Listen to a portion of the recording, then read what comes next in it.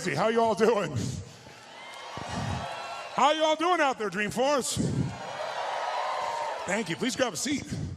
So after that introduction by Mark, we have a lot of history together, and I'm very grateful for the kind words he said.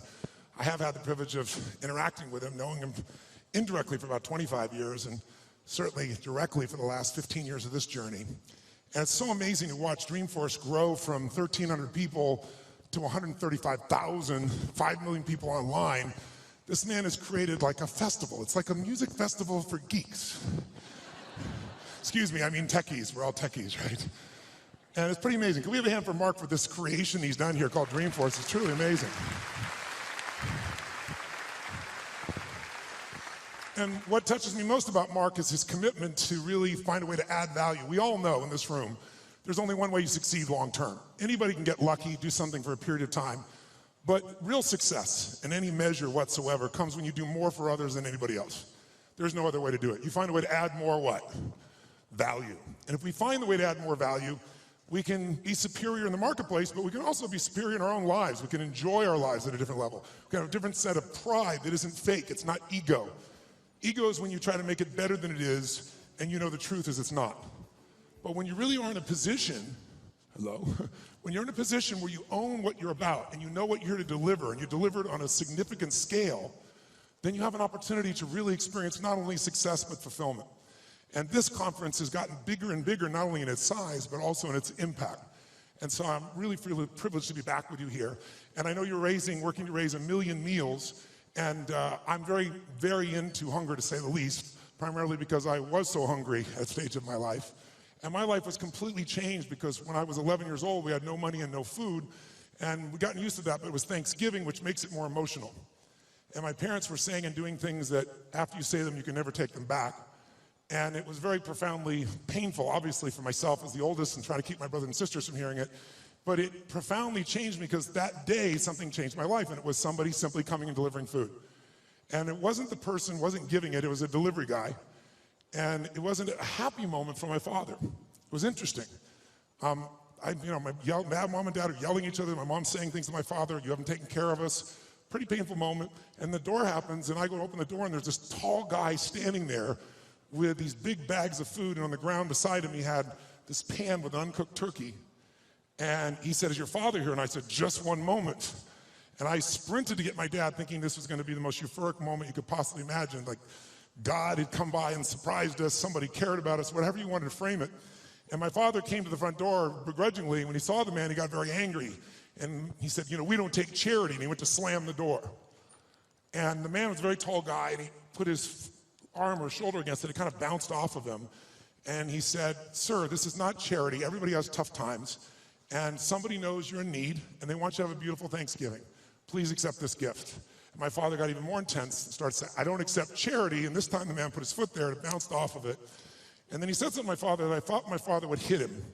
He looked at my father and said, and he looked at me in the background and said, don't let your family suffer because of your ego. It was intense words to say. My father didn't know what to do. He grabbed the food, he slammed it down and slammed the door. And I tell you the story because everything in our life is controlled by 3 decisions. And those 3 decisions I'd like you to look at today because I really want to deliver for you. I didn't come here to do a speech. I love Mark dearly. I really want to serve you, and you all are giving the greatest gift you have, your time.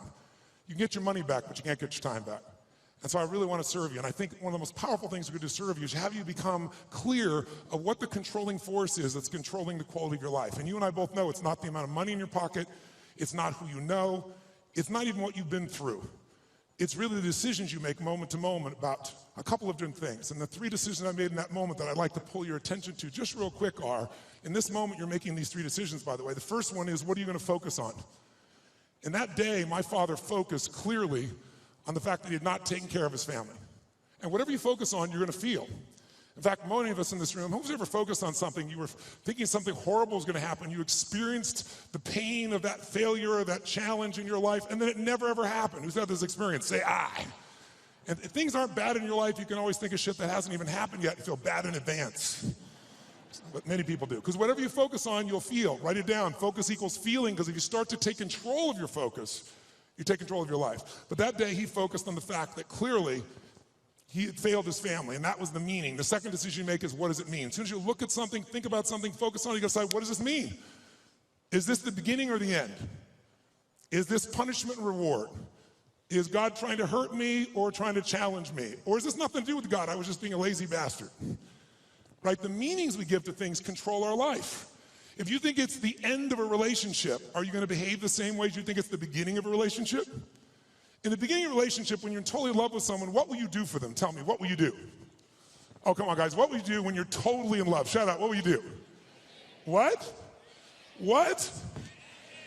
Make the sound of what it's like when you're totally in love, out of your mind. Just go ahead and make that sound like a primal sound of what that feels like. Just go for it so we get some energy in this room. It's been a long time for some of you, I can see really clearly.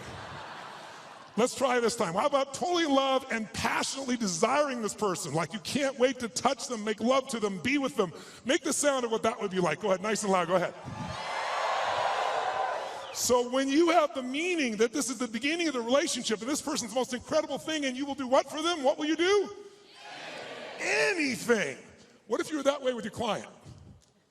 What if you're that way with your internal customers, called your partners? You go, well, we'd have real sexual problems with HR, that would be a real challenge.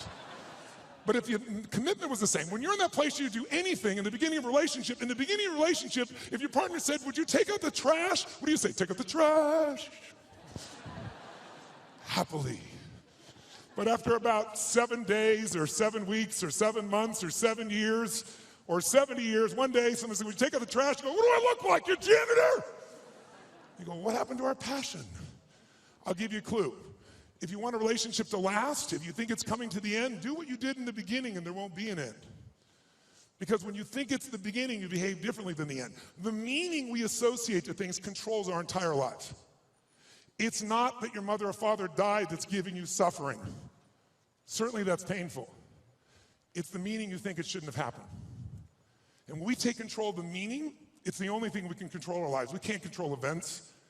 And we're living now where technology is happening so rapidly. It's magnificent what it does for our lives. But we all know with that technology, our psychology is not developing as rapidly. And as a result, the world's changing. And a lot of us that have learned to engage with technology and use it to maximize, most people in this room, but there's lots of people who use technology to disengage, to be harmful to themselves and to other people. It's not a one-way street. So I'm interested in how to maximize the psychology side. That's why I'm sharing this with you, so you can increase both your leadership skill, but who do you have to lead first to be effective, my friends? Who? Yourself. And so good to see. What's controlling you? Well, what I'm focusing on is controlling me. You can focus on something, you make yourself crazy. You can focus on something and make yourself great. In this moment, you could be worried about Ebola, because we all know it's coming. People are freaked out all over the world. 36,000 people die a year of flu, and the whole world is focused on Ebola. Because the news is not designed to inform you, it is designed to startle you. Because that's how you sell things. So if you let someone else take control of your focus, your life will be in someone else's hands. So first decision is what you're gonna focus, second meaning. My father that day focused on he hadn't taken care of his family, and the meaning was, I know what it was because he said it out loud, then I'm worthless. Now when you come up with a meaning, it produces an emotion. And if you and I want to look at the quality of our life, there's only a way to define it. One way really, that's real. How do you feel every day?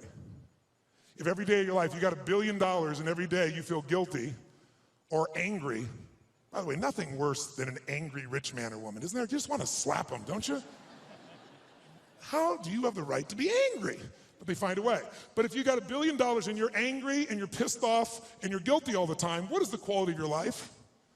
Angry, pissed off, and guilty. If you have nothing, I live in Fiji a portion of the time, I have a home there and a resort there and kind of 2 families of villages there that I interact with the last 25 years. And when you go to Fiji and you walk down the street or you drive by, people jump up and they yell, "Bula, bula, bula," which means welcome, be happy, we love you. And you drive by 5 minutes later and they jump up, "Bula, bula, bula."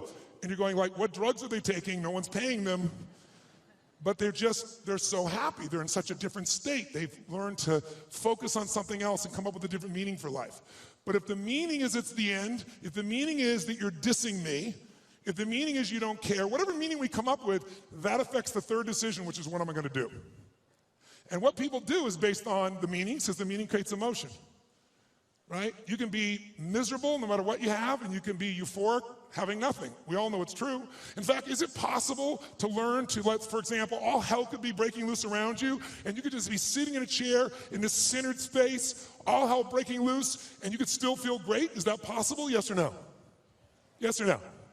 Sure, but you and I live in a Western culture. Well, if you sit and bliss out, people come and take your furniture.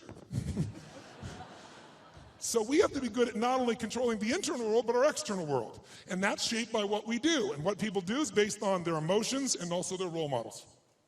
So I thank you, Mark, and I thank all of you that are role models for people, where you show people that success does not mean taking, that success can mean truly growing and giving. That money, resources, and opportunity are things to be shared. They're things that are tools for a quality of life that you're able to enhance for people and for yourself and your family. Pretty beautiful thing. My father that day decided what to do was, if I failed and I've been worthless to my family, I must leave. And he did. And to me, it was the worst day of my life. I'll never forget it. I loved him more than anything. I had 4 fathers. He's the one I finally got attached to. I was like, Mom, I'm confused. But then finally, years later, I got the benefit of it, because out of all those experiences and all that pain, that day I made 3 different decisions. First decision is I just decided to focus on something different than him, and that's the power we have. We get to decide what to focus on, and my decision number 1 is I want to focus on the fact there's food. What a concept. Pretty cool. But the most powerful thing to change my life was meaning. I said, what does this mean? Because my father had always said, my mother had always said, nobody gives a shit. Nobody cares. Don't care about anybody, they don't care about you. And that day I had physical evidence. Those you bringing food, I want you to know that's not just food. That's called love for someone. That's called hope for someone. That's called surprise for someone. And that day for me, I went, strangers care. And so I started caring about strangers. And I decided someday I'm gonna do the same. So when I was 17, I fed 2 families. It was like one of the most incredible experiences of my life. I went to the grocery store, I was all excited, saved up all my money, went to the manager and said, I want to feed 2 families, this is what I'm doing, it's not for me, give me a discount. And he gave me 10%, and I thought, cheap bastard.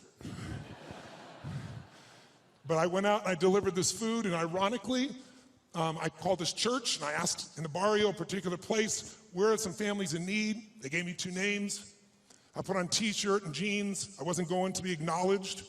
I also didn't want someone to be insulted, because I saw what happened to my father. And I wrote a note, said, this is a note from a friend. And I said, I just want you to know, we know you're having difficult times, everyone does at times.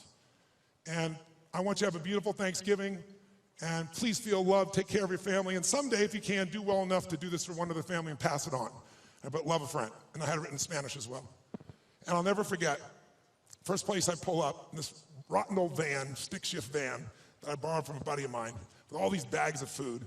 And I went into this place and got out, pulled up this little tiny building, really tiny, knocked on the door, and when I knocked on the door, this little woman opened the door. It's probably half my size, which is not hard. I'm 6'7", so she's like 5'2", and she looked up at me like this, and she saw the groceries, and she screamed. And she started grabbing my head and pulled it down and kissed me. I was like, no, no, no, delivery boy, delivery boy. And she goes, no, God gift, God gift, God gift. And she didn't speak English, so I handed her the note. She read the note, she crying again, started trying to kiss me again. I said, no, no. She goes, God gift, God gift. So I pointed, where do I put this? In this tiny little room.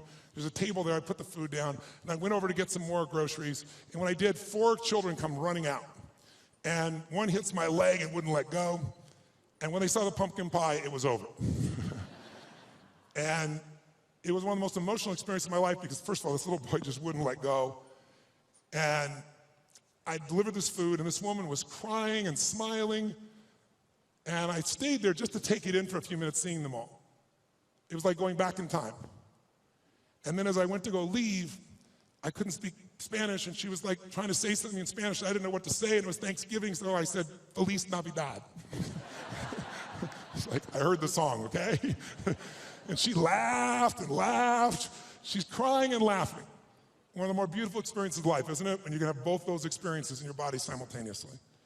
And I remember I got in the van, and all the 4 kids were sitting on the bench here, and she's standing there waving, and I pulled and go in reverse, and I looked in the mirror, and as I looked in the mirror, I saw these kids there, and I saw Mom crying and smiling still, and then I lost it.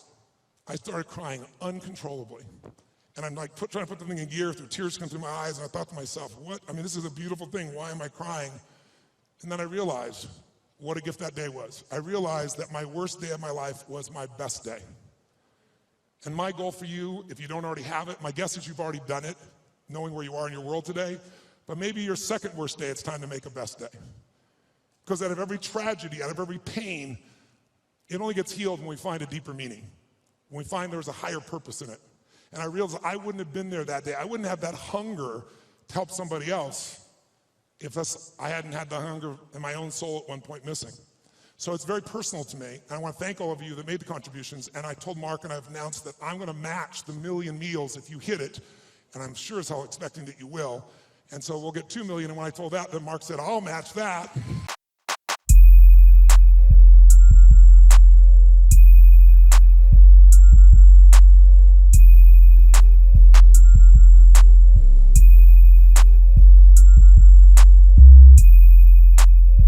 Million here.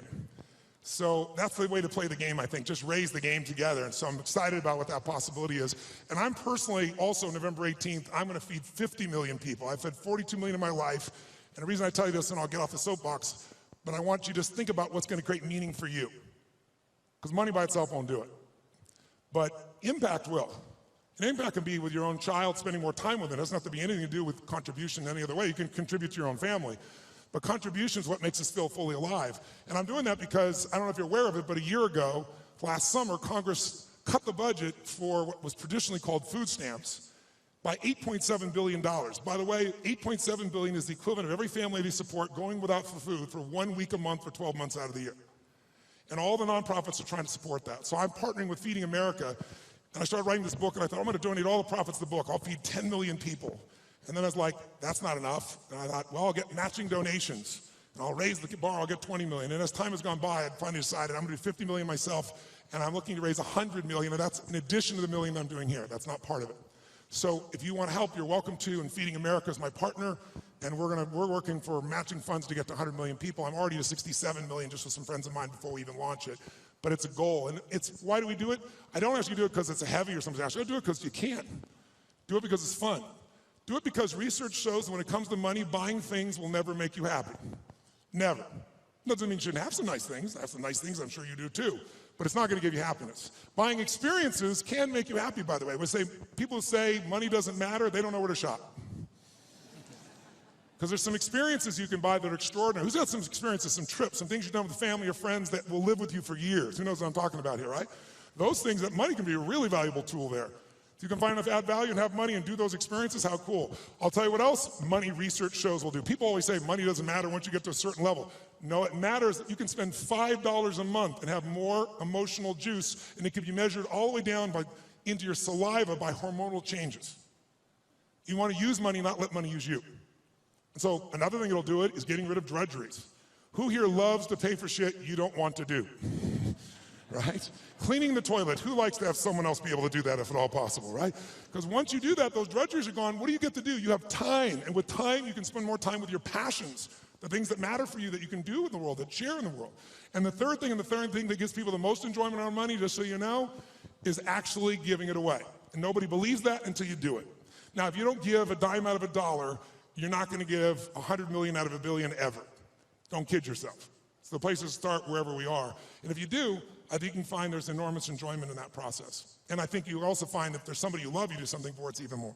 So that's why I'm here. And I want to now make sure in the time that you're here, let's kick this in gear and let's talk about 3 things that can truly change the quality of your life.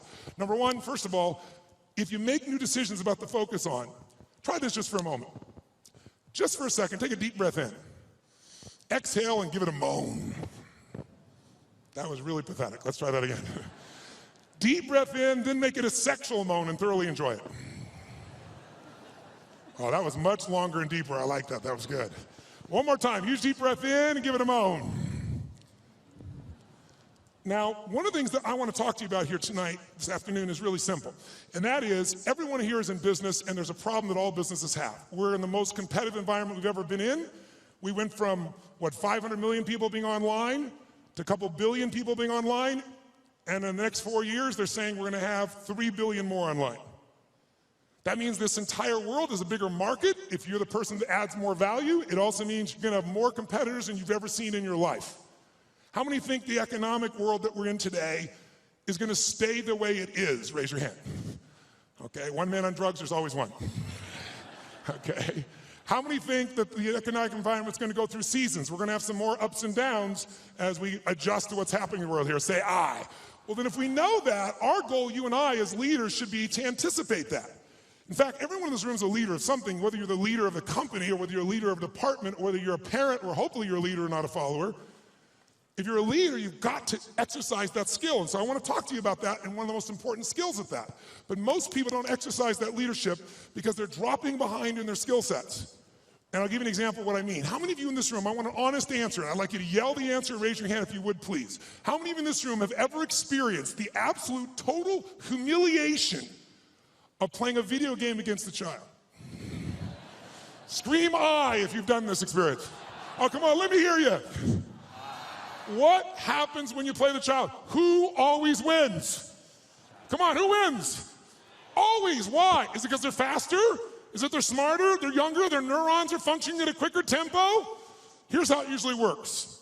You're a mother or father, you're an uncle or an aunt, you're a grandfather or grandmother, you're a friend of the family, you're looking for a gift. We live in a tech world, in a world where today children play with an iPad and learn how to use it before they know how to tie their shoes. How different is that world? I was with Mark yesterday with his daughter for her six-year-old birthday, and we're talking about things, and she's got these Legos, and a friend of ours says, oh, my 6-year-old goes on the iPad, searches on YouTube for videos on how to build cool stuff using Legos, and starts to study how to build all these structures. That's the world we're in that our kids are in at 6 years old. And imagine what else they're searching for and finding at 6 years old. It's a wild, wild world. So here we are with this technology, and most of us are not seeing what it's doing for us. So you sit down with this child who's high-tech, you're not. Even the techies in this room aren't usually as gamers. I know there are plenty of gamers in the room, but there's plenty not. And then what does the child do? The child says, oh, come on. You go, look, I'm not good at this. This is for you. Come on, uncle. Come on, auntie. Come on, mom. Come on, dad. It's my birthday. It's Christmas. They use the guilt approach, don't they? And what do you find? You finally break down. Okay. Now you should know you're being set up when they go, you go first. Right? And they go, look, it's really simple. You just shoot. You just shoot these guys and it all drops down. And you think, okay, I'm going to show this little bastard I can do a thing or two here, right? Take out the gun, you shoot, and you're dead in 2.3 seconds. Whose experience is? Say I. Now what happens to the child? And about 45 minutes later, you get your second turn. Am I right? And then you're really pissed. You're dedicated. You're devoted. You're focused. You're going to take this thing out. You last 4 seconds and you're dead. Out of the side of the head. The kid. 45 minutes again. Who's had this experience? Say I. Why does the child always win? Is it because they're faster? Is it because they're smarter? Is it because they're stronger? No, it's because they played this game before. As a result, they have the secret to success. They know the road ahead. And if you know the road ahead, you have an incredible power called anticipation. Anticipation is the ultimate advantage. See, winners, leaders anticipate, losers react. The reason you get beat is you don't know where things are happening, so you're reacting. Reaction is always stressful. And yet so much of our life is predictable if we just were to study it, not be caught up in our day-to-day. It's predictable the challenges you're going to have in your relationships, or with your kids, or with your body, or with your job, or with your economics, or with your mother-in-law or father-in-law. These are predictable. And if you were to anticipate these things and put a strategy in place, you could take it all out and have the quality of life that you deserve. In business, it's everything. Those that anticipate, those that lead, and then there's those that follow. The followers are the reactionaries.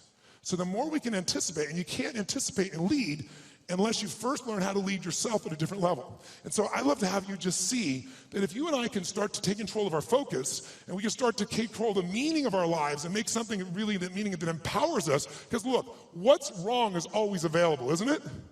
There's always an Ebola, a bird flu. There's always something that's going to kill the entire human race tomorrow on TV. And then there's your life. What's wrong is always available, and so is what's right. And you have to take control of that focus, because otherwise you become the follower and you get to live your life. Even though you're a smart person, we're all smart, but it's easy to get led astray by everybody else's focus, isn't it? and then all of a sudden let them create the meaning for us, and then all of a sudden we're settling for a life far less than what we desire or deserve. So my approach is really simple. My approach is to say, let's, you and I, just for a few little time we have here, and by the way, this to me is a little time, a couple hours, 2.5 hours, I guess, at this stage, because kind of the minimum length of seminar I do is 50 hours, 50. And you go, are you kidding me? I don't like to hear myself talk. I like to see people do things so often they build muscle, not just thoughts. And so one thing I'm going to ask you to do in a few minutes is we're going to go from this passive mode that you're in right now into full engagement. Because if you get fully engaged, it's amazing what you can accomplish and do. When you're partially engaged, you get a little bit of result. When you're disengaged, we all know what you get, nothing. And we live in a society where most of us are so overwhelmed. There's so much information. We're not having any problem with information. We're drowning in information, but we're starving for wisdom. And so we got to separate it out. And so one way to separate it out is I'd like to talk to you about 3 things that can help you increase your performance and your life. Because what I'm obsessed by and have been for 37 years is what can increase performance for an individual or an organization. But also I'm equally obsessed about what's going to make somebody fulfilled.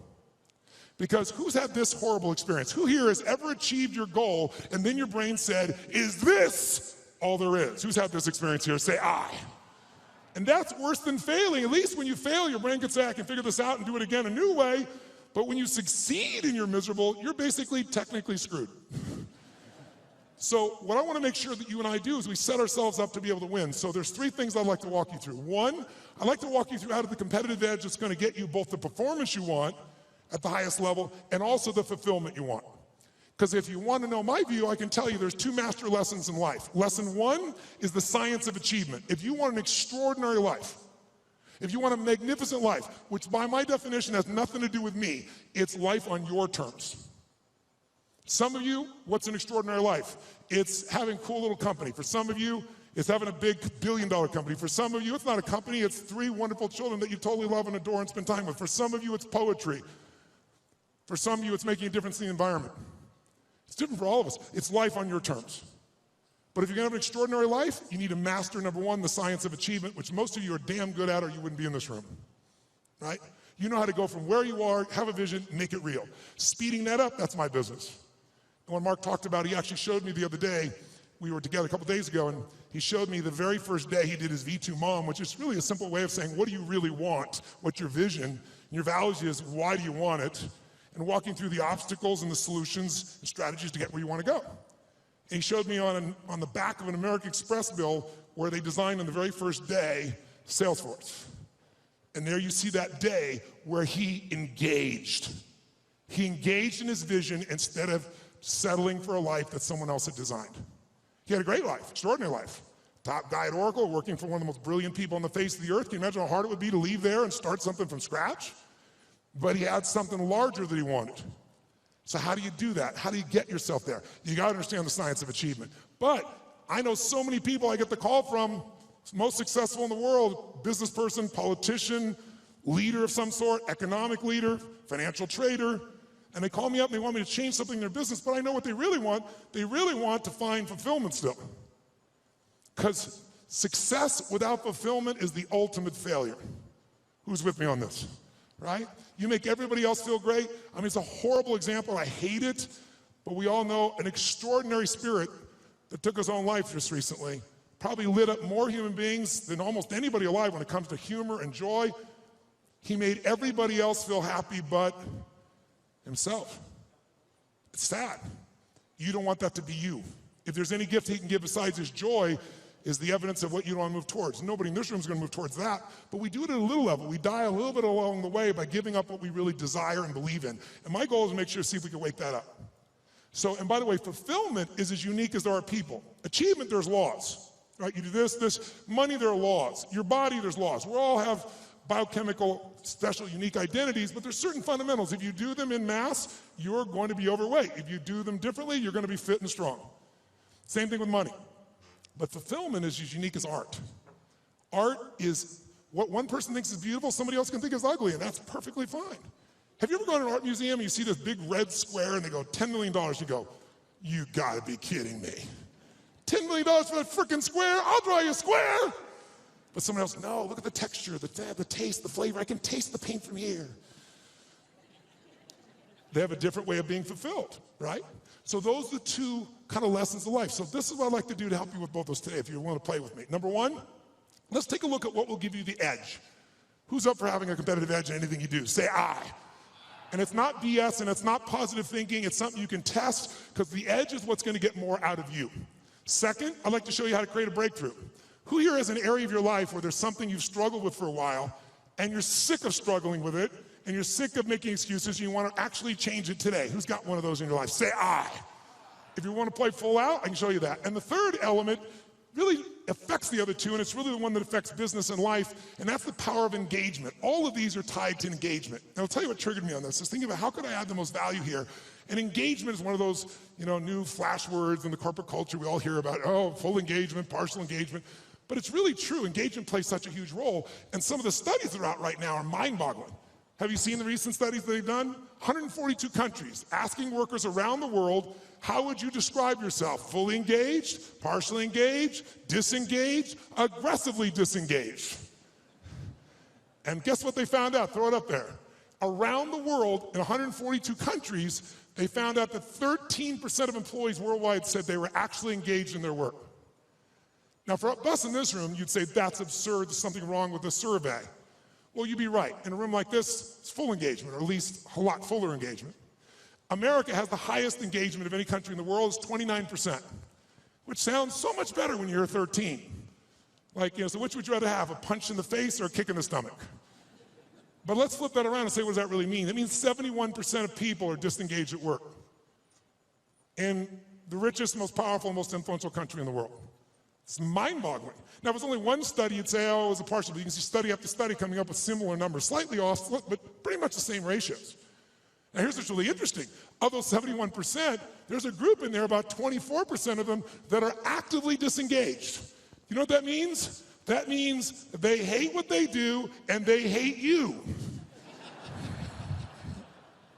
Now, this is pretty important, isn't it? They hate what they do, they hate you, and they will actively work to disempower the organization. Who has ever bumped into one of these humans? Raise your hand, say I. Okay, so when you bump into these humans, it's not usually a pleasant experience, and we all know they're out there. And by the way, how much damage can they do in a world that has, social media everywhere, where good news travels fast and bad news travels faster, and people don't care what the truth is afterwards. It's a cool story, it makes it go. So this is an area that if you're going to change your business, you got to make a difference. So here's what I'm looking at. What makes the difference in people? What makes the difference in an organization? And I would submit to you that it isn't getting a head start. You can find individuals who you give everything to. You can love on them, give them a great education, they get a great economic background, and can spend the rest of their life going in and out of rehab. Who's seen this before, knows what I'm talking about? Say I.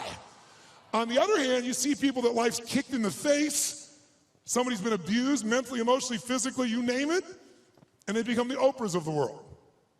So it's certainly not, advantage does not come because you were given something. And by the way, in business, advantage doesn't come because you have most resources. Companies with most resources don't win. The most resourceful companies win. The most resourceful companies are the ones where employees are the most engaged. And it's statistically proven. You look around and you say, who had the lead? Well, before YouTube, there was Vimeo. They had a year jump. Pretty much the same technology, just didn't engage as many people. Before Google, there was, what happened, Yahoo? If you're out there, what the hell happened to you people? Right? Before Facebook, there was, what happened to MySpace? Facebook was more engaging. Engagement is really the new factor. Being able to be fully engaged. And by the way, in your intimate relationship, how important is engagement? Some guys go, very important, I want to put it off as long as I can. No, I don't mean that. Full engagement in that area is going to determine the level of fulfillment you have or don't have in a relationship, right? The more engaged somebody feels that you are with them, the more energy you have, the more connection you have, the more aliveness you have.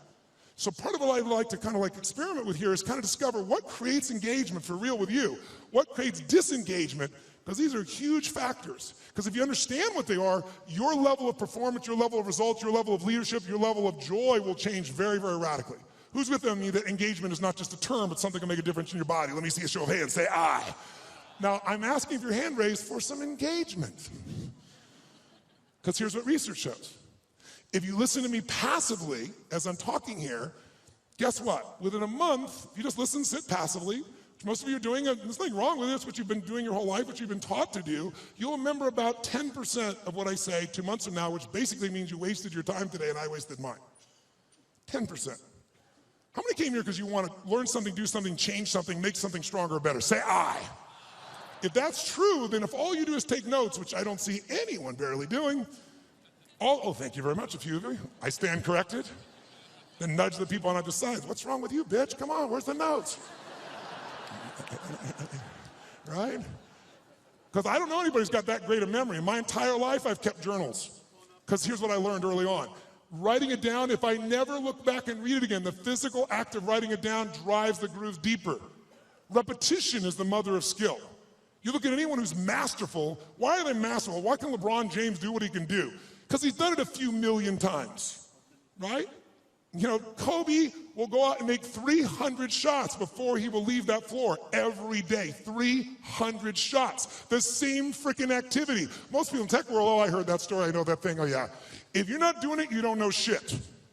You understand. And understanding in $3 will almost get you a Starbucks. If you're gonna master something, you need to get the repetition where you get it in your body and you bring emotion to it, and enough motion, enough repetition, it gets in your body, and now it becomes physical mastery where you don't think about it and you just do it. Mastery is tying your shoes. Most of you can do this, chew on some gum, send a text simultaneously. Not some people leave their tongue out while they're doing it, but you get the idea. If you do something enough, and you're confident enough, you're certain enough it's in your body, that's mastery. So I'd like to see if we couldn't get to a different level of mastery in this. And what I'm going to ask you to do is, by the way, if you listen and take notes, just write those notes down or you type them in, whatever you do. Research shows you'll retain about 40 to 50% of what's been said. For the future, I'd highly engage or encourage you to do that. Now might be a good time. And then the third most powerful one is if you physically engage your body. If you ask you a question, yell back the answer. Or in a few minutes, I'm going to ask you to actively engage in a different level. Engage with each other. Do some crazy things you wouldn't normally do. What that does, it brings up engagement, 80, 90% retention, because now it's not just a thought or a write, it's a feeling in your body as well. And if you do that, you're going to retain it. Who's up for doing more and holding on to more? Say I. Then to do that, I'm going to ask a couple things. One is if I ask you a question, please yell out the answer. You're already doing that. You're being very kind, but don't be kind anymore. Do it with more passion and intensity. Because I'm not going to ask you questions you don't know the answer to because I want you to feel good about yourself. But if you yell out the answer, you'll activate your body's nervous system. Make sense? And the more you activate, the more energy you'll have. We live in a passive society, and if we're going to engage, by the way, the companies that engage, the companies that have records of 24 at the top 25% in the country, highest levels of engagement of employees, companies like Google, companies like Salesforce, companies like Apple, companies like Facebook. And by the way, guess what all the research shows? 22% more profitability, almost one for one. For every percentage of increased engagement, you almost get an increase in profitability. But I would argue you get that in your personal life as well. The more engaged you are, the more the other person will become engaged. You want to get somebody engaged? You get engaged. Think about it. Everyone in this room is a leader. What's our job to do as a leader? Our job is maximize resources, right? How do we take whatever resource and get more out of it? Ourselves, other people, our economics, our business, our technology. That's the job of a leader. But you can't maximize resources if you don't have full engagement. So I'd like to see if we could increase that. And so one simple way of doing that, increasing that engagement, is to start with us. Because by the way, are you going to engage other people if you're not engaged? Yes or no? Yes or no? Are you going to be able to touch other people if you're not touched? Are you going to move other people if you're not moved?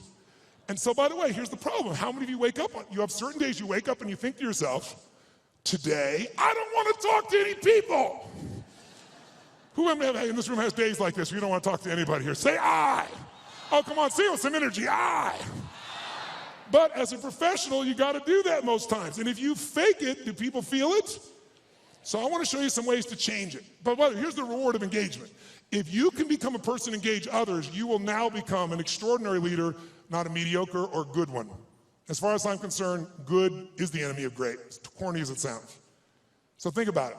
I'll give you an example of this book that I did. I did this book because back in 2008, I felt like I was back in my childhood. Everybody around me was suffering.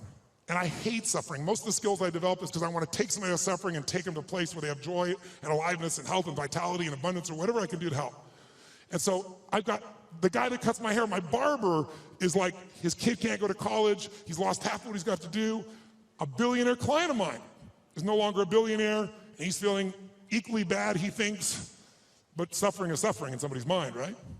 And so I thought to myself, something's got to be done. And like most of us, somebody's going to do something. In 2010, when things actually got worse and the system wasn't changed, I started reading everything I could read, started watching everything I could watch, and I watched a documentary called Inside Job. Anybody here see Inside Job?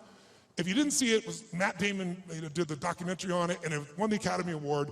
And it actually walked through systematically and showed how the entire world economic experience, our entire economy as a world, was almost destroyed by a few people, and they identified who they were, how they did it, they documented it all, and then they showed what happened to them. And what happened to them, does anybody know? No, not nothing. Nothing would have been a reward compared to what they should have got. They were actually put in charge of the turnaround. And they were given your money and mine. We were taxed so they could put their money back where it belonged. So at the end of this film, depending upon your personality, if you haven't seen it, I should warn you, you'll have one or two reactions. You'll either be very depressed or very pissed. I was on the piss side. I was so angry, and I thought to myself, nothing's been done. This is insane. And something's got to be done. I thought, everybody says something can be done, but what can I do? And I thought, you know what? I've got access. For 21 years, most people think I'm a happy, bouncing around, positive thinking, screening guy on an infomercial from 20 years ago, but I have continued to grow. Not taller, hopefully. But in all that time, for 21 years, I've coached Paul Tudor Jones, who's one of the top 10 financial traders in the history of the world. He's a man who's made more money than almost anyone on earth, along with George Soros and a few other names you may know. But Paul's really unique in that Paul found himself in a position that in 1987, when the stock market crashed, the largest percentage in a day still to this day, he made 20% when the whole world was losing everything. He made 200% that year for his clients. Just unbelievable. And then it was like the guy that walked on the moon. What do you do if you walk on the moon? You see that, you look at that incredible view of the earth. It's you seeing it, it's not a photograph. You come back to the earth, you shake the president's hand, you have a ticker tape parade. Now what do? And a lot of those astronauts, if you know the story, actually became depressed because they didn't have what I call a compelling future, something to look forward to. So Paul had a little fall back, and I was called in to turn him around. Came in and started studying everybody around him, figured out what it took to do it, and built a strategy to put him back in state. He's been successful and made money every year for 21 straight years. Every single year. There's no one in his class that's done that. No one. Pretty amazing. I was with him to give example. We were together back, if you remember, in the tech bubble of 2000. It blew up. Paul made money. Right by him, side by side. Every single day. He's emailing me every single day. I'm talking in some ways, communicating, or I'm going to see him every 3 or 4 months to be there in person to make sure we keep tweaking the system. I'm not there to be a positive thinking coach. He doesn't need that crap. I'm a prepare for anything coach. How do we figure out the strategy? I've always been a strategist. I've never believed in positive thinking. I never told people you should go to your gym or go to your garden, better yet, and chant, there's no weeds, there's no weeds, there's no weeds, there's no weeds.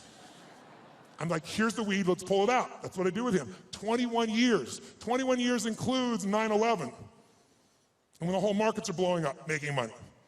21 years includes everything we saw in the subprime crisis, making money. It includes when we all went through the dropping gold, those were associated to it not long ago. So I've been there with all those pieces, and I got a chance to learn from this guy side by side, and I've been able to contribute to him in a significant way. So I got access. So I decided I'm going to go find a way to interview the 50 most influential, financial, brilliant minds on the face of the earth. Not people you read on the internet, not people on television screaming at you what to buy and telling you to go to some mythical mutual fund that gives you 12% every year, and it doesn't exist, but the real guys and the real ladies that do it. But how are you going to do that? How? I'm going to call up to Tony Robbins. I'd kind of like to come interview you. You're worth $27 billion, and I'd like your time. You have to engage people. So I'm going to show you some ways to do that. I'm going to tell you, when you can engage people, there is no limit to the resources you can access. If you want real wealth, wealth is access to resources. It doesn't have to own them all, just access to them all. You can do whatever you want, go wherever you want to go. That's real wealth. And you can do it if you can engage people. And engaging people is finding a way to meet their needs, not yours. If you meet their needs, your needs can be met as well. And it can be done in a way that has integrity and love and vision and creativity, and it can truly be a synergy. Now, I'll give you some examples of it just for 2 seconds, then we're going to do some things that engage this so you get the sense of its value. One of the first people I called on was Carl Icahn. Carl Icahn is a very gentle soul. He's a man who has a hard time expressing his true feelings about things. Who knows who Carl Icahn is? So you got to hear the sense here. He's worth $27 billion. He has made more money. In fact, on the cover of Time magazine, they called him the master of the universe because Kiplinger did a little study and found out Warren Buffett is not the most profitable person you could have invested with. Carl Icahn is. In the last 14 years, you would have made 1,600% with Carl Icahn. 75% overall in the S&P with the ups and downs, right? Net, I'm talking about after inflation. If you had invested with him in 1968 in his company, you'd have an average return of 31% for all these decades, doubling your money every 2.6 years. If you're with Warren Buffett, you get a mere 20%. This is an amazing guy. He agrees to the interview. I use every tool I got. I get there, and the first thing he does is he throws out my camera crew. Nope, I don't want this camera crew. I don't want this, I don't want the lights, I don't want this. Like, well, dude, you agreed. I don't care, I changed my mind. Get him the hell out of here. I'm master of the frickin' universe, don't you understand? So I said, okay, no problem, let's do the audio. My audio team goes, no audio. I said, what am I supposed to do? He goes, you got a pen? Come on, you got 10 minutes. 10 minutes? All my interviews are supposed to be 45 minutes. The average one went 3 hours. How? Engagement. I figured out how to engage these people, and I found something inside of them that really wanted to give. Not to me, they got what the mission was to other people. And I got them telling me things nobody tells them. Jack Bogle, been in the business 63 years, showed up for 45 minutes, 4 hours later left his office. And afterwards he wrote a quote for it, and he said it was the most probing, most intense interview you had in 63 years. Provocative and probing is what he said. Now that says to me a pretty cool thing. That means I engaged him better than anyone in 63 years and got those answers, according to him, not according to me. Pretty cool. I went to a guy named Ray Dalio. How many of you know who Ray Dalio is in this room? Look how few people know Ray Dalio. Ray Dalio has been called the Da Vinci of investing. He's been called the Steve Jobs of investing. But most of you never hear of him because you couldn't access him in a million years. But if you're president of the United States, if you're head of the Fed, if you run China, you know who he is, and I'll tell you why. To work with Ray, first of all, for the last 23 years, he's made 21% per year compounded before fees. Through all those environments. Unbelievable. But here's all it takes to work with Ray. You need a $5 billion net worth, and $100 million is the initial investment, and that was 10 years ago, and now he won't take your money no matter how rich you are. You're talking to him, and he gets a phone call, and it's the Prime Minister of China who wants some coaching. A large hedge fund might be $15 billion. Ray's $160 billion. I got hold of Ray. Part of what happened with Ray was he'd been a fan of mine, it turned out, for about 20 years. But what I did, I spent 15 hours to be ready to engage him. 15 hours of total immersion so I could pitch and catch with him. So I didn't just talk, I could do it back. He wouldn't just throw the ball, I could throw it back to him. And guess what? At the end, he has built something over the years called his all-weather fund, which is designed to make money no matter what market you're in. You don't have to know the markets. He said, what if I die? Someday I will. How will my kids have money? How will my philanthropic areas have money? Here's what I'm gonna do. I'm gonna figure out why a balanced portfolio doesn't work in 2008 or 2000. And everything we've been taught about finance is wrong. And the Da Vinci of investing figured it out and has done it for himself for a decade and a half, and he tested it back to 1925, and it just makes money in any environment. So now his clients get to do it. Not the 1%, not the 0.01%. So I'm sitting down with Ray and I get him to explain how it works, and at the end, we're engaged 3 hours into it, and he tells me how this works. And I said, this is beautiful, but I'm doing this, so I'm not doing this for money, I'm giving all the money away. I want people to have answers. And you just got done saying the average person going to the wealth manager will never work. They can't possibly do it. They might be sincere, they might even put their money in the same place they put you, but how many gold medals have they won, he said. Those are the only people that win. There's only a few. It's a giant poker game with a few winners. So you just said they're not going to win with anybody else. So I said, this is worthless without knowing the exact recipe. How much in this, how much in that, how much in this percentage, whether I got $1,000 or 20 million, 200 million. He goes, Tony, that's my secret sauce. That's what $5 billion and 100 million used to get you. I said, yeah, but you won't take anybody's money now. He said, yeah. And I said, you're giving away half your fortune with 14 billion. You're a giver. Help a guy out, give me the secret sauce. And he goes, it's really complex. I can't really just share it that way. I said, I know it's complex, but I'm a pretty smart guy and I'm good at simplifying. I believe complexity is the enemy of execution. That's what it is. You got to make it so simple, people do it. Complexity is the enemy of execution. So I'll get it simple, you get it to me, I'll make it simple. He goes, well, it uses leverage. I said, give me one that doesn't leverage that anybody could do. They could do it with ETFs. He goes, well, I don't know what that's gonna look like. It won't be perfect. I said, your worst plan is gonna be better than anybody else's best plan. And then he this moment of engagement, this magic moment, he opens up and he goes, okay. And I'm writing like crazy. I got the video camera going. I'm feeling this vibration in my body. I left so excited, knowing it was something special, but not knowing what it was. But that formula, I took it to Hightower, $30 billion asset company, and said, test this, 30 years, 40 years, 75 years, how's this done? Over all that time period, in the last 30 years, it lost money 4 times. Made money every other time, and the 4 times, one of the losses was 0.003. So it really practically lost money 3 times. You know what the average loss was? 1.9%. But the average gain, just under 10, all in. The largest loss in 75 years, it's been right 85% of the time, the largest loss was 3.95, as that was 2008. Less than 4% when the rest of the world, from top to bottom, lost 51%. It's in my book, by the way. And so a bunch of my partners are like, hey, this is a business. Don't put that shit in the book. And I said, you know what, it is a great business. We can help people do it if they want to do it, but it wasn't offered in that spirit. So it's there. I tell you this because I want you to understand with engagement, you can get anything. But engagement, I want you to define it, I want you to experience it. And so what's the first thing that allows you to engage somebody? What's the number one thing? Right now, if I said to you, what is it? How many think Mark is a fairly engaging guy without blowing smoke? How many have to say this guy's pretty damn engaging? Say I. What makes him engaging? What makes somebody you find engaging? What makes them engaging to you? What is it about them? Think about it. Say it out loud. What makes somebody engaging? They're positive. What's that? Eye contact makes somebody engaging. She's talking about another level of engagement. I can feel it right now. What else creates somebody engaging? Come on. Smile. What else makes them engaging? Energy. Passion. Talking the truth instead of what you want to hear. Who loves someone who will tell you the damn truth in the world we do? The world, not even reality television is freaking real anymore, right? Raw and real may not sound good, but it sure feels good because you know it's there.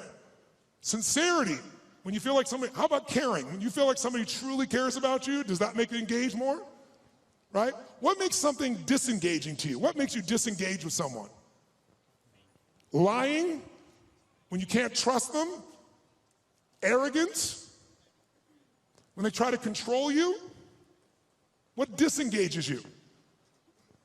When they come up to hit on you and they're not even committed, you're like the 12th person and you can feel it. When they're insincere, disengages you. What's that? When the communication or the relationship is one-sided, totally disengages you, doesn't it? Inauthenticity, whereas authentic does engage you, doesn't it? Right? What's that? Yes, when they're on their phone talking to you while they're also doing something else. How many love this experience? And yet we've made it culturally okay, depending upon what generation you're in. Depends on how your mindset is and where you live in the world, I guess, to some extent. But all the things you said are true. When you feel that someone cares about you, is interested in you, is sincere with you, shares the same interests, is trying to accomplish something, if there's that caring, sincerity, mission, passion, is passion something engages you, yes or no? And then disengagement's the opposite. But all of them start with one thing that I want to do right now so we can shift this gear, because you've been sitting way too long and so quietly, you've been so nice, but this passive learning has got to end now. I just did it so it wouldn't feel jolting when we began. Now we can step into the real game. And here's how I want to do that. First of all, energy. Energy is the base. How many agree energy is engaging? Say I. If you want to change something in your life and you are what I call energy poor, low energy, are you going to follow through, yes or no? You love your husband or wife, but you're exhausted. Love you, yeah, okay. There is no passion. There is no intimacy without energy, am I right? You're not going to go to build a business without energy.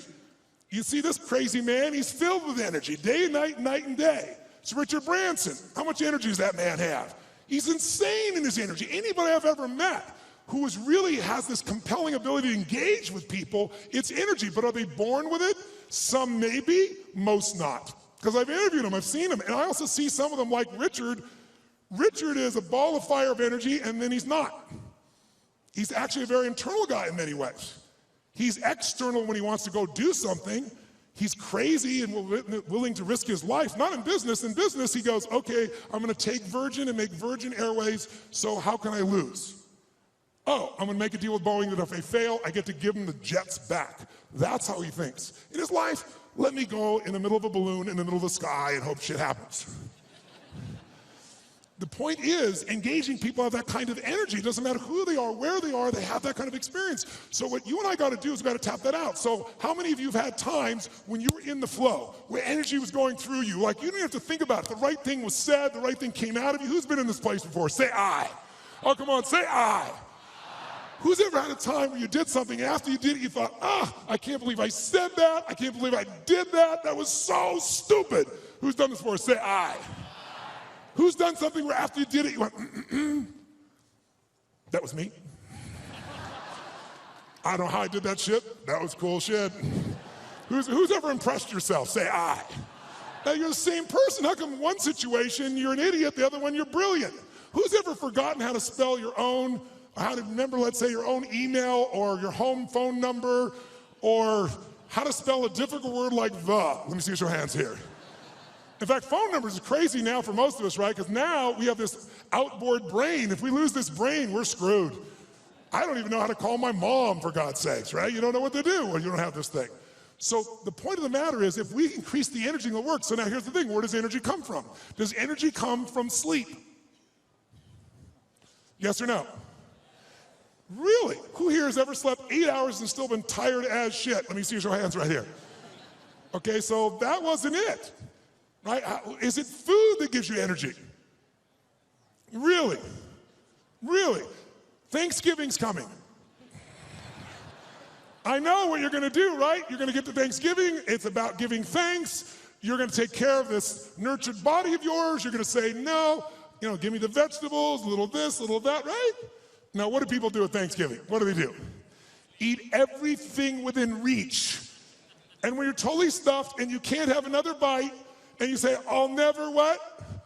I'll never eat again. And somebody goes, pumpkin pie? And you go, okay. Come on, who knows what I'm talking about here? And by the way, what happens after? You feel like going for a run? What do you want to do at the end of that meal? Tell me what?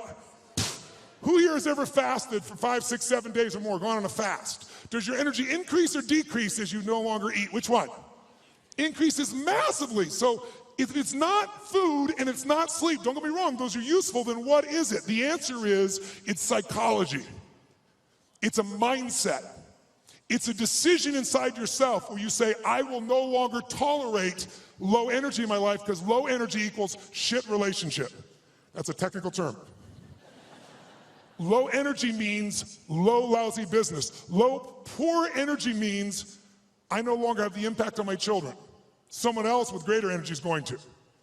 And if we can find a way to increase our energy, and here's the good news about it, it's psychology and it's movement. The way you move will create it. So I'd like to start out right now with no more passiveness, and let's get active. Who's willing to do this? Say I.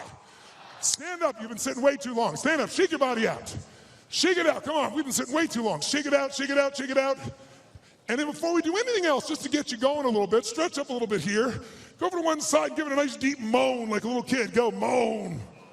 Oh, come on, louder, moan the other side. Back, high-pitched moan. Forward, deep moan. Shake your body out a little bit. Now, here's what I'd like to do. Just get started. Let's set a new standard. And a way to do that with people like yourself who are completely non-competitive is simple. I want you to turn to someone next to you and I want you to point at them and go, I own you. Go ahead, try it. No. I mean, say like, I own you. Come on, do it again. I own you. That means I am challenging you, lazy, tired person. And here's what we're going to do. Emotion, listen to me now. How many would like to have more joy in your life, more excitement, more passion, more aliveness? Who wants more of this stuff? Say I. Can you have everything in your life work out and still be in a lousy state? Can you achieve your goals and go, woohoo? In fact, in our society, it's almost encouraged because if you do really well, who's ever lowered your enthusiasm about something you achieved because you didn't want to upset somebody else? Who's done this before? But by the way, it teaches your brain never to go for it, never to feel great. So the first thing I want you to do is really simple. I just want you to try not using your head, but just your body. And I just want you to just turn the person, point and go, I own you. Go ahead, I own you. Some of you have to join a group of 3. We're into that, go ahead. When I say now, I want you to literally try to outdo their body with energy. I want you to shake the building like you're celebrating the greatest sports victory of your life, like you had the greatest orgasm you've ever had. and you are like a little kid celebrating, not like a boring adult. Ready? Face the person. You're going to outdo them for 30 seconds. 1, 2, 3, go, go, go.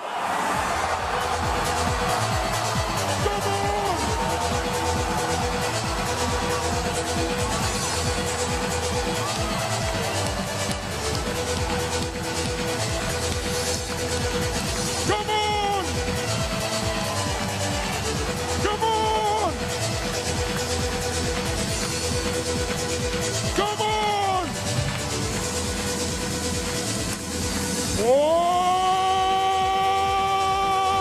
yes. Now, high five your partner and say, you rock, baby. Now, does that feel better, yes or no? I got a question for you. When you feel better, do you treat other people better or worse? When you feel better, you perform at a higher level or a lower level? When you feel better, you're a better lover or a lesser lover? Good. Now, here's what I want you to understand. If you and I can train ourselves to make our nervous system play at a higher level, and that becomes our standard, then all of a sudden, it'll feel effortless. But in the beginning, it's like lifting a weight. It feels stupid. It feels like, what is this weird crap? But I'm not into that. I'm not into positive thinking. I'm into results. Who's with me on that? Say I. And every great athlete knows how to put themselves in state. Every great musician knows how to put themselves in a state. We need to be able to do it. And if you try to do it with your mind, you'll succeed sometimes and you'll fail others. Because your brain is always circulating, can always rationalize something, right? But the body, used effectively, can change it all. So I'd like you to try something real quick. If you're a leader in this room, how many consider yourself a leader in what you do for a living? Let me see your hands. I figured almost everybody. So if you're a leader, that doesn't mean other people follow you, by the way. It just means you live life on your terms. You don't settle for less than you can do or be or share or give. So if that's your mindset, then you got to say, okay, if I'm really going to be a leader in my life, then I need to own my energy, my certainty. I can't just wait till I feel good to do things. I got to be able to get myself to feel good, and not phony and not fake. So I'd like to show you as a leader, your skill as a leader, your number one skill that makes you a leader is your ability to influence. Is it true? And who do you have to influence first? That's right. If you can't influence you, you're going to influence somebody else. But your ability to influence the thoughts, the feelings, the emotions, the behaviors of other people. If you do that, then you will be able to engage the world and yourself. So how do we do that?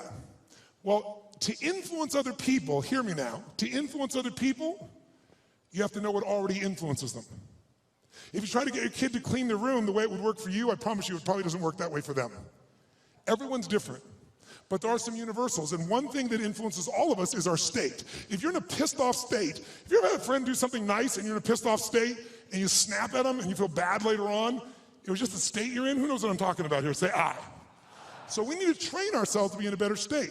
And the second thing that affects what we do long term, besides our state, that's what affects things moment to moment, is we all have a set of beliefs or expectations, or we might call it a blueprint for how life's supposed to be. When life is in alignment with our blueprint, we're happy. When not, we're upset. Sometimes there's nothing wrong with life, we just need to update our blueprint. So for this brief session, let's start with just changing our state, and let's learn something about how your brain blueprints things. So I want you to try something with me. Take your hands out like this, and when I say now, I want you to bring them together like this. When I say now. Thank you. All right, ready? Now. Ready? You can hear the entrepreneurs in the room. They're not waiting, baby. I'm going. I'm ready. I love it. Now. Ready? Now. Ready? Now. Keep your hands together. 32 years of research in 160 countries shows something really simple. As often as you pull your hands apart and bring them back together, if I don't mention it, you will always run the same pattern with the same thumb on top. In fact, notice which one it is. And I like, just try it, see what happens. Do it again. Ready? Go. Ready? Go. Ready? Go. Ready? Change thumbs. Go. But the look on your face. Why does your face look like that? How many feel like this feels a little weird to change thumbs? Let me see if Joe's hands here. Right? Now, try it again. Do it the normal way. Watch how good you feel. Ready? Go. Ready? Go. Yeah, I'm good at this shit. I can do this. Try it the other way. Ready? Opposite thumb. Doesn't look, your faces look really bizarre right now. Now, some of you say, I want to change my business, I want to change my life, but you're really upset about the thumb move. We're really having some problems here. Let's go back to your normal way one more time. Ready? Go. Ready, go. Keep your hands together. Truly, 32 years of research has found something interesting about the pattern of how you hold your hands when they come together. If your left thumb is on top of your right thumb, then the driving force in your psychology is the desire for sex, and you're an incredible lover.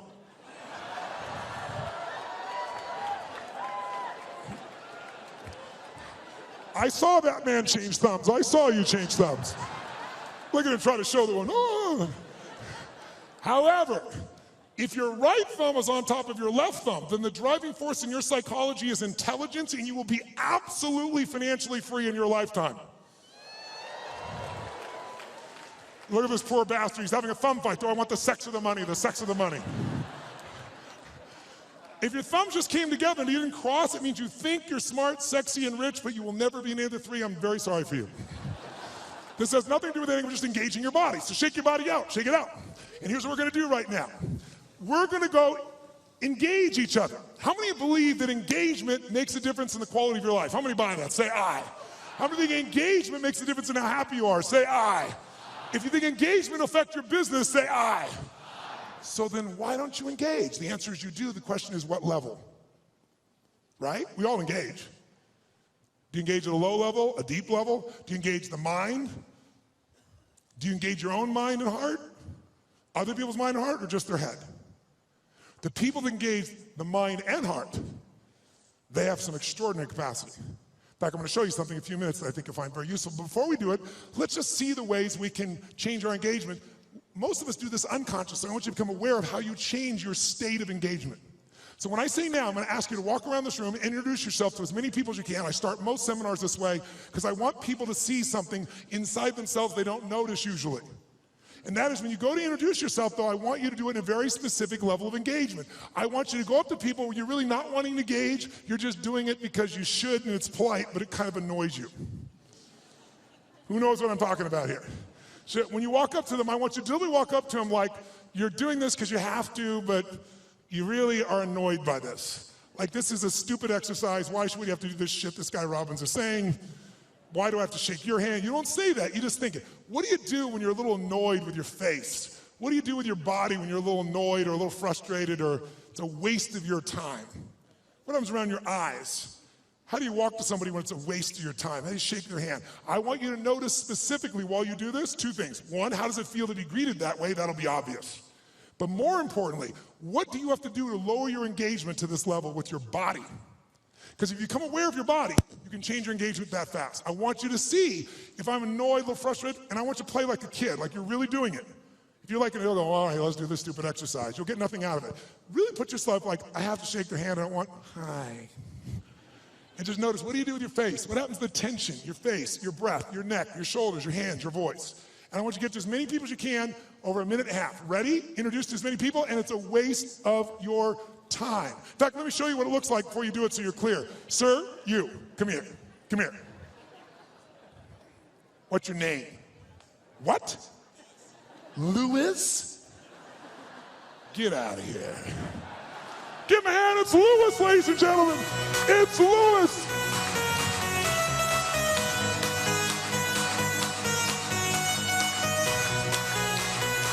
Oh, all right, get to as many people as you can now. It's a waste of your time. See what you do with your body, go. Stop, freeze, wherever you're in the room, freeze. Shake your body out of that state.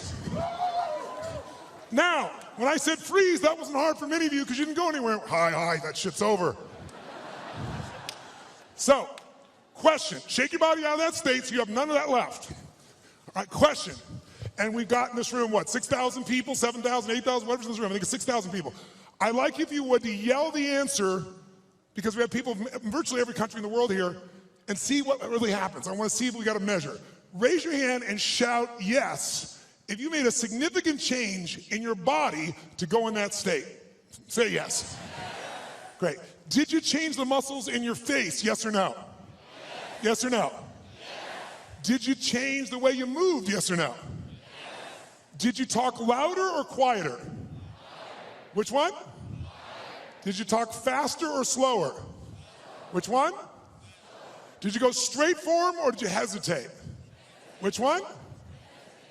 Now, by the way, I could go through 20 of these, and if you notice, Every country in the world, I think, is represented in this room. Every belief system, every background, every sexual preference, every spiritual preference. Everyone in this room is different, comes from all kinds of places. Every one of you to feel this way are doing the same things. Because the one thing that's universal in engagement is if you engage your body one way, you're gonna feel like shit. Another way, you're gonna feel incredible. But if you're unaware of it, you let the environment control you. Become aware of it, you can take charge. Like knowing the buttons to your brain. How many follow? Say I.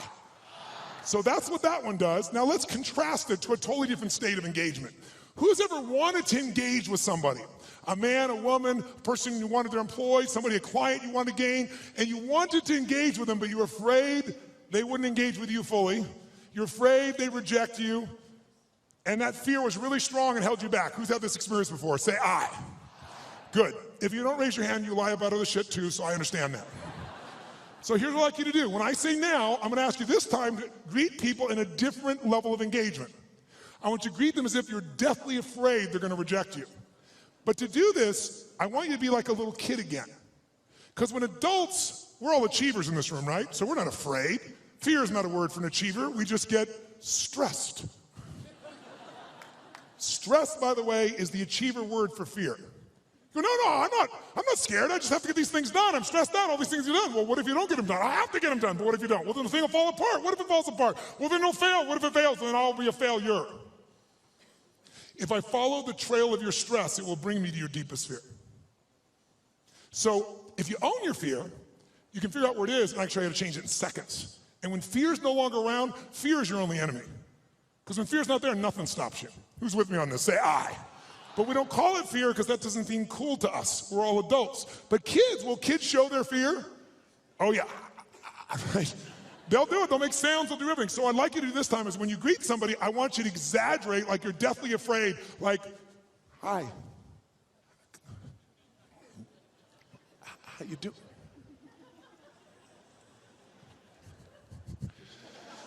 I want you to exaggerate it so you'd see what you're doing on a very subtle level underneath. I'll show you an example. Who's ever watched the Winter Olympics on television and you're in your chair and watching somebody snowboarding or skiing, and as you're watching, feel yourself doing this? Who knows what I'm talking about here? Say I. So I'm gonna ask you to exaggerate so you notice it. So please play full out. It's the only way you're gonna see what you do, and see what do you do differently with your face, your voice, your body when you're really afraid. And it'll show you contrast. Just for 1 minute. As many people as you can, totally exaggerate, you're deathly afraid, go, greet them, greet them, greet them.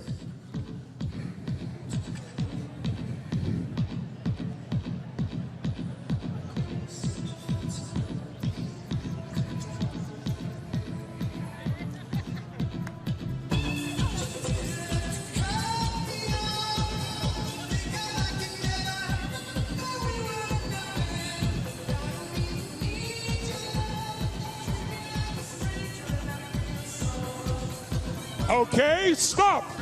Shake your body out, shake your body out. Now, nice and loud, did you use your body differently to go in this state, yes or no? Yes. Did you use the muscles in your face differently, yes or no, please? Yes. Say it again. Yes. Did you talk louder or quieter than you were annoyed? Which one? Quieter. Faster or even slower? Did you go for them faster or hesitate even more? Yes, was there tension in your body? Where? Yes. Now notice, you're hearing the exact same answer from me. I didn't tell you to do that with your body. I told you to be afraid, but you did the same thing with your body. We're all unique, but you have this gift that our Creator's given us called the nervous system. Use it one way, you'll feel afraid. Use another way, you'll be annoyed. Use another way, you can feel incredible. So let's find that. Shake your body out one more time. Shake it out like a little kid.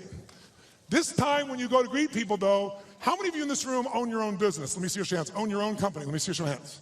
How many of you are leaders in a company where you have to lead and influence significant numbers of people? Good. How many of you in this room are parents? Let me see your hands. Good. How many of you in this room have a relationship with a human? Let me see your hands. Then this shit will work for you. So here's what I want you to do. This time when you go to greet somebody, I want you to do this. I want you to greet them as if, whether or not they like you or not, in the first 3 to 5 seconds of meeting you, is going to determine whether or not they do business with you or not, which is going to determine whether or not your kids eat next week. Okay? By the way, human beings never judge another person in the first 3 to 5 seconds of meeting them, would they? Would they? So and some of you don't have kids, so let's make the game more intense. مرسی که تا آخر ویدیو همراه ما بودین. دوستان لایک یادتون نره، توی چنلمون سابسکرایب بکنید و کامنت انگلیسی بذارید.